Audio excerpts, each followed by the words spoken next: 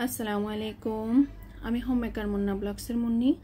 আজও হাজির হয়ে গেলাম নতুন আরেকটা ভিডিও নিয়ে। আশা করছি কাছে দূরের দেশ বিদেশ যে যেখান থেকেই আমার এই ভিডিও দেখছেন বা দেখবেন সবাই ভালো আছেন। আমরা আলহামদুলিল্লাহ ভালো আছি। দেখেন, শুরুতে আপনাদেরকে দেখাচ্ছি রহমতের বৃষ্টি।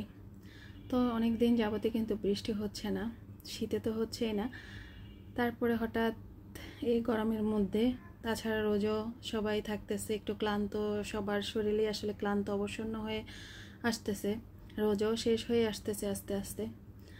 তো বৃষ্টিটার খুব প্রয়োজন ছিল, এত ধুলোবালি উঠতেছিল, যাক আল্লাহ রহমতের বৃষ্টি অবশেষে আমাদেরকে দান করেছেন, তার জন্য শুকর আলহামদুলিল্লাহ।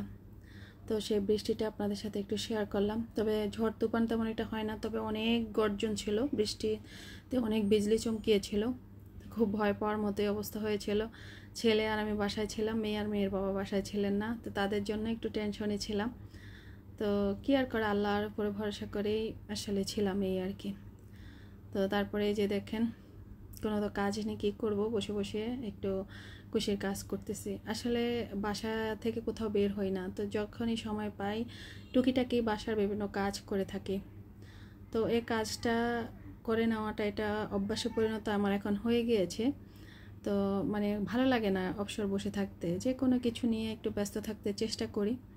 তো তেমনই এই যে কুশির কাজটা ইদানিং তো আমি খুব বেশি করতেছি। আপনারা আমার গত কয়েকটা ভিডিওতে আপনারা দেখেছেন, আমি শেয়ার করেছি। তো আসলে আমরা ইচ্ছে করলে এই যে কাজটা, এটা দিয়েও কিন্তু কিছু না কিছু ইনকাম করতে পারি ঘরে বসেই, শালীনভাবে থেকে। নিশ্চয়ই প্রত্যেকটা ধর্মের মধ্যে কিন্তু শালীনভাবে সুন্দর উপায়ে মানে আয় করার নির্দেশ দেওয়া আছে। তো আমাদের ইসলাম ধর্মেও কিন্তু আছে, আমরা মুসলমান, তো আমাদের হালাল উপায়ে ন্যায়ভাবে যে কোনো জিনিস অর্জন করা আমাদের প্রত্যেকটা মুসলমানেরই দায়িত্ব কর্তব্যের মধ্যে পড়ে। তো আপনি চাইলে এটাই ইচ্ছে করলে ঘরে বসে নিজের চাহিদা পূরণের পাশাপাশি একটু মানে বাড়তি ইনকামও করে নিতে পারেন। হয়তো বা কেউ আপনার এই কাজগুলো দেখে আপনার খুব মানে তাদের পছন্দ হয়ে গিয়েছে, তো তারাও আপনার কাছ থেকে এইসব চাইলে আপনি করে দিতে পারেন। মন্দ কি যদি আপনি ঘরে বসে কাজটা করে নিতে পারেন।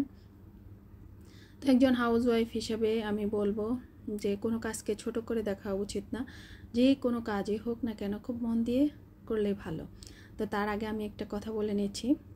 তো আজকে অনেক দিন যাবতে কিন্তু আমার কেন এত সমস্যা হচ্ছে জানি না, নাকি বেশি ভিডিও দেখি, বেশি কমেন্টস করি, তার জন্য এমনটা হচ্ছে কি না আমি বুঝতেছি না। তো কমেন্টস করলে না, কমেন্টসটা 12 থেকে 14 সেকেন্ড পরে আর থাকছে না। যেমন এই যে আপনাদেরকে একটু দেখিয়ে দিচ্ছি, আমি কিন্তু প্রথম এটা করতাম না, পরে দেখলাম যে আমার ভিউজ কমে যাচ্ছে। কেন কমে যাচ্ছে? আবার অন্যান্য মানে অনেকে আমার ভিডিওতে আসতেছে না, তখন দেখা যাচ্ছে যে আমি পিছনের ভিডিওগুলোতে একটু যে গিয়ে মানে আমার কমেন্টস আছে কিনা সেটা দেখতেছি, কিন্তু লাইকটা দেখলাম যে থাকে, কিন্তু কমেন্টসটা থাকে না। তারপরে ট্রাই করতে শুরু করলাম যে কমেন্টসটা আসলে করার পর কতক্ষণ পরে কমেন্টসটা থাকতেছে না বা কী লেখা আসতেছে। তো অবশ্যই তো আমি যখন ক্লিক করতেছি টাইমটা তো অবশ্যই থাকবে যে এত সেকেন্ড দেখেছি বা এত সেকেন্ড আগে আমি কমেন্টসটা করেছি, এটা থাকবে। কিন্তু পরবর্তীতে দেখলাম যে 12 থেকে 14 সেকেন্ড পরে আর এই জিনিসটা থাকতেছে না, কমেন্টসটা থাকতেছে না, কেবল রিট্রাই দেখাচ্ছে আর লেখা আসতেছে যে আমার ইউটিউব সার্ভারে প্রবলেম আছে। তো আসলে অনেক দিন যাবতীয় সমস্যাটা হচ্ছে। তো আপনারা হয়তো ভাবেন যে আমি আপনাদের ভিডিও দেখি না, তার জন্য আপনারা কিন্তু দেখতেছেন না। তো বিশ্বাস রাখতে পারেন, আমি যাদের নিয়মিত ভিডিওগুলো দেখি অবশ্যই আমি কিন্তু সব মানে দেখি আর কি। হয়তো বা কমেন্টসটা করতে পারতেছি না, অনেকের কমিউনিটিতে গিয়ে আমি কমেন্টস করে আসি, আবার অনেকের কমিউনিটি কিন্তু অন করেন নাই, তার জন্য আর করতে পারতেছি না। তো এই যে একটু আগে আমি বুটের ডালের হালুয়া দেখতেছিলাম, সেটা তো আপনাদের দেখিয়ে দিলাম ডেমো হিসাবে, যে আমি আসলে কিভাবে ট্রাই করতেছি, কিভাবে দেখতেছি যে আমার কমেন্টস থাকতেছে না। তো হিস্টোরিতে তো থাকেই, তো কতক্ষণ পরে গিয়ে আমি আবার ট্রাই করি যে আসলে আমি আবার কমেন্টস লিখতে চেষ্টা করি, দেখা গেছে আবারও শুরু থেকে ভিডিওতে দেখতেছি, কিন্তু তারপরও দেখতেছি যে 2 বা 3 বার দেখা হয়ে যাচ্ছে ভিডিও, কিন্তু আমার কমেন্টসই করা হচ্ছে না। তো যাই হোক, আমি আসলে এতে খুবই বিরক্ত। আমি জানি না এই সমস্যা থেকে কবে সমাধান হবে, তবে আপনারা অবশ্যই যারা আমার রেগুলার ভিডিও দেখেন তারা অবশ্যই আমার প্রবলেমটা বুঝতে চেষ্টা করবেন, আর না বুঝলে তার কিচ্ছু করার নেই, আর বিশ্বাস তো অবশ্যই রাখতে হবে একে অন্যের উপরে। তো এদিকে দেখেন, আমি তো কুশি কাটার কাজ করেছিলাম। তো আমি কিন্তু এটা বানাচ্ছিলাম সেটা হচ্ছে গিয়ে একটা কুশন কভার বানাচ্ছি আমার বান্ধবীর জন্য।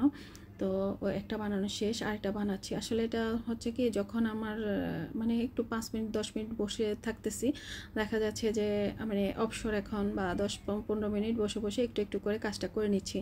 আর এখন তো একটু সেলাইটা করে নিচ্ছি, গত ভিডিওতে আপনাদের সাথে শেয়ার করেছি আর বলেছিও। তো অনেকেই লিখেছেন খুব সুন্দর সুন্দর কমেন্টস যে ভালো লেগেছে আমার এই কথাগুলো, বা আমার ভিডিওটা আপনাদের কাছে ভালো লেগেছে। আসলে বিশ্বাস করেন, ঘরে বসে শালীনভাবে হালাল উপায়ে কিন্তু আমরা উপার্জন করতেই পারি, বা সংসারের উপার্জন আয় না আসুক, কিন্তু সংসারের ব্যয়টা কিন্তু আমরা কমাতেই পারি। তো চেষ্টা করলে সবাই সব কিছু করতে পারে, সবই সম্ভব।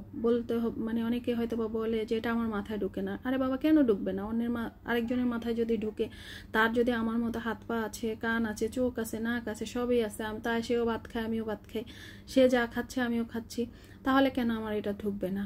এটা যখন আপনি নেগেটিভ চিন্তা মাথায় আনবেন যে আপনি এটা দিয়ে আপনার দ্বারা এটা হবে না, তাহলে কখনোই আপনি সেটা করতে পারবেন না।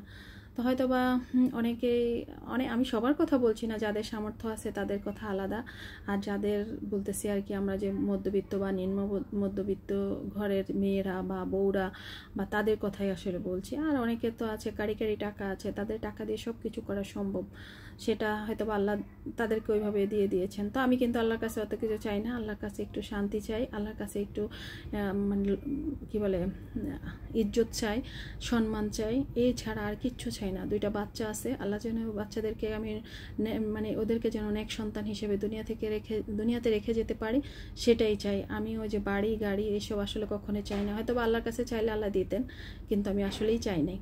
তো এইদিকে দেখেন, আমার রোজা থেকে কিন্তু আসলে কোনো খাবারই খেতে আমার খেতে ইচ্ছে করতেছে না। সেহারিতে কী খাবো বা ইফতারিতে কী খাবো, প্রথম কয়েকদিন তো ইফতারি ভালোই লেগেছিল, তারপরে কেবল বানাচ্ছি, আর অনেক সময় দেখা যাচ্ছে নষ্ট আসলে করতেছি না, কাউকে না কাউকে দিয়ে দিচ্ছি। আর হচ্ছে গিয়ে আর না করলেও বাচ্চারা না বলে যে এটা কেন করছি না, যে এটা খেতে আজকে তো করতে পারতাম। তো ওদের জন্য আসলে করা আর কি। তো মাঝে মাঝে দেখা যাচ্ছে অন্য ইফতারি করি, আবার মাঝে মাঝে আবার বুট পেঁয়াজ ভাজা পোড়াও করি। আর ভাজা পোড়া না করলে নাকি ইফতারি হয় না, আমার মেয়ে বলে।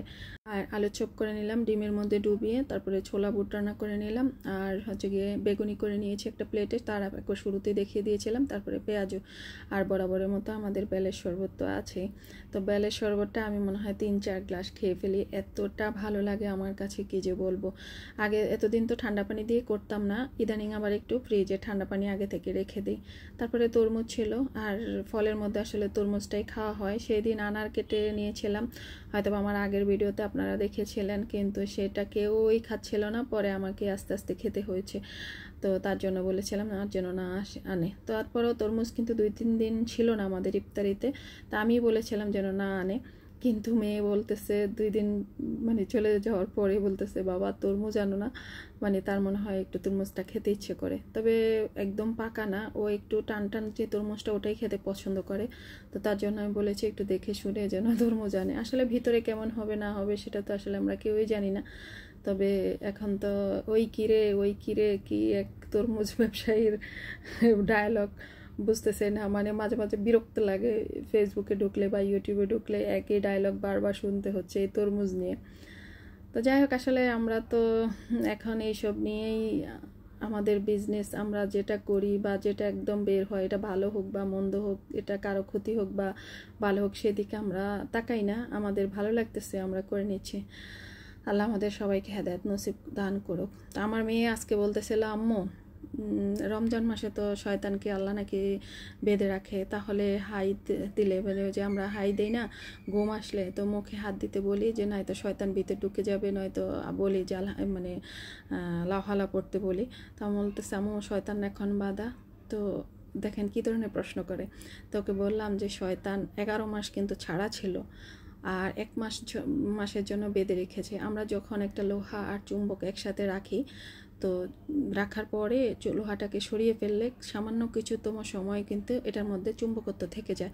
তো তেমনটাই শয়তান চলে গিয়েছে বা বেঁধে রেখেছে ঠিকই, শয়তানের শয়তানিগুলো কিন্তু আমাদের মধ্যে বীজ বপন করে রেখে গিয়েছে। তো এখন শয়তানের আর কোনো কাজ নেই, এখন আমরা নিজেরাই শয়তানি শুরু করে দিয়েছি, যার জন্যই তো আসলে এমনটা হচ্ছে। তো আমার বলতেছে আম্মু তোমার মধ্যেও কি শয়তানের বীজটা আছে? বললাম যে আমিও তো মানুষ, সবার মধ্যেই আছে শয়তান, সবাইকেই ধোকা দিবে। তো দুনিয়াতে ফেরেশতাও পাঠিয়েছে, আবার শয়তানও পাঠিয়েছে, দুইটাই পাঠিয়েছে। তাই আমাদের বিবেকটাকে কাজে লাগিয়ে ধর্মীয় বিধিনিষেধগুলো মানে লক্ষ্য রেখে চলতে হবে, তাহলে আর আমাদের মধ্যে এত অরাজকতা থাকবে না, একজনের প্রতি আরেকজনের এই ক্রোধ থাকবে না, হিংসা থাকবে না, হানাহানি থাকবে না, কোনো কিছুই থাকবে না। তো আজকের ভিডিওটা আমার এই পর্যন্তই। অনেক কথা বলে ফেলেছি, ভুল হলে অবশ্যই ক্ষমা করবেন। আল্লাহ হাফেজ, আসসালামু আলাইকুম।